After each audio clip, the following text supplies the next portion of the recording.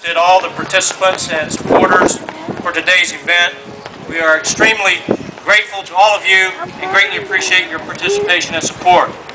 I do want to give a special thanks to two gentlemen from the St. Lucie County Parks and Recreation Department, Mr. Guy Meter and Jack Privateer, because without their heroic efforts, you wouldn't be sitting in these nice bleachers today. So Jack and Guy, I don't know where you are, thank you very much.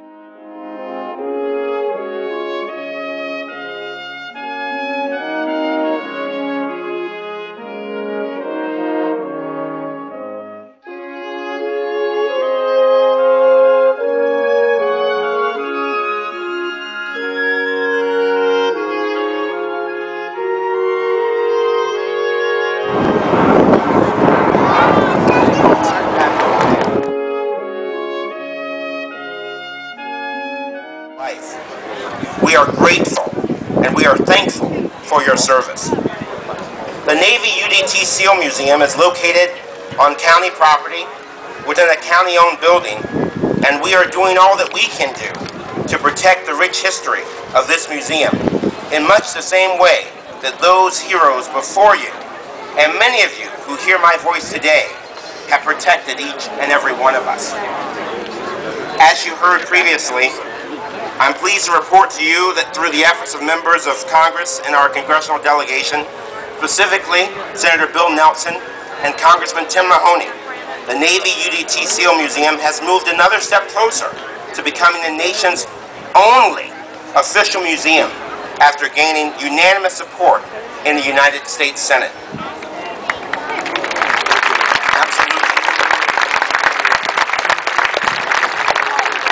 This legislation is now on the President's desk, and more importantly, his signature is expected. Once signed into law, the museum will become the official National Museum of Navy SEALs and their predecessors, which will allow this museum to qualify for federal grants, increase its historical collections, and attract national recognition. And it is about time.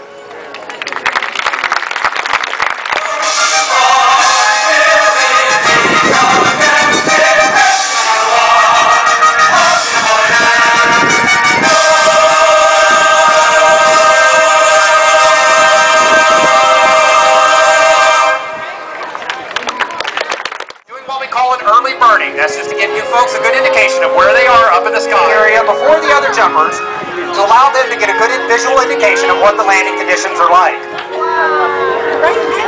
Now high up overhead you can see the other jumpers have begun connecting with each other in what we call a biplane formation. That's where the two jumpers move next to each other, then a top jumper will hook his feet and the lower jumper's risers. A side-by-side formation.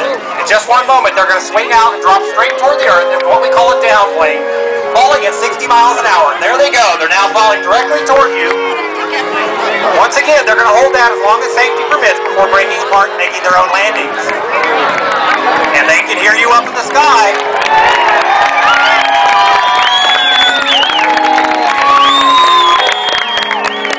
Bring that flag into all our demonstrations. We do.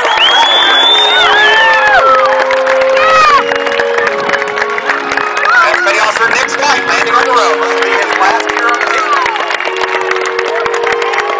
Now the remaining two jumpers up there. This is Senior Chief Lance Sleeper's landing, by the way. He's our last two remaining jumpers are making their way.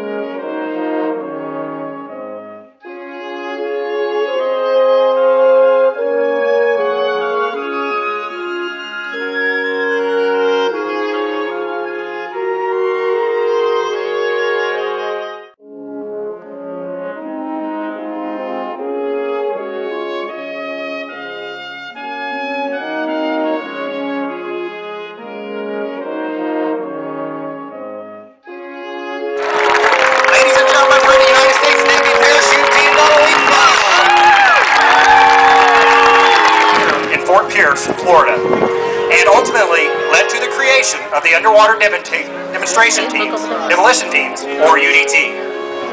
In those early missions, when all had went as planned, naval gunfire support, like you will see here, provided some means of keeping the enemy head down while the frogmen were cast from small boats up to a mile offshore.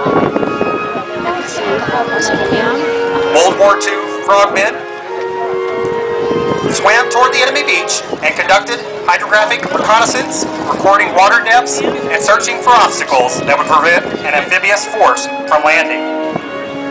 Upon completion of their reconnaissance, they returned to the fleet of ships offshore to chart their information and brief the landing force commanders on the best locations for an amphibious assault. On the following mission, just before the actual invasion, the frogmen would bring haversacks containing 20 pounds of high explosive to destroy any obstacles and pave the way for the amphibious assault. The field of charges would be linked together with detonation cord to allow simultaneous detonation, all of which would be set off by a predetermined length of fuse.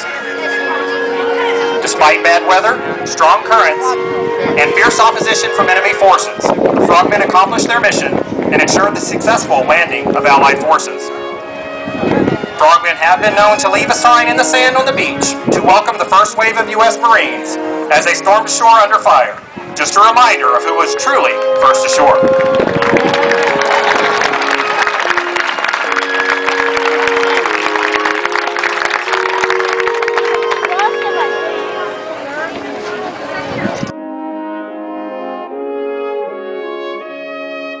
Also trained to conduct combat search and rescue missions in support of the high-tech strike missions.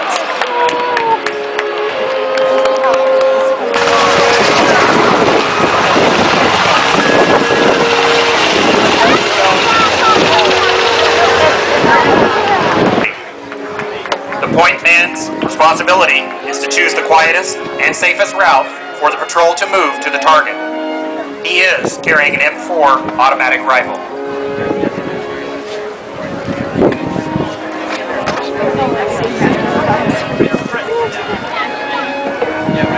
The second man in the patrol is the radio man, who, in this mission, is also the patrol leader.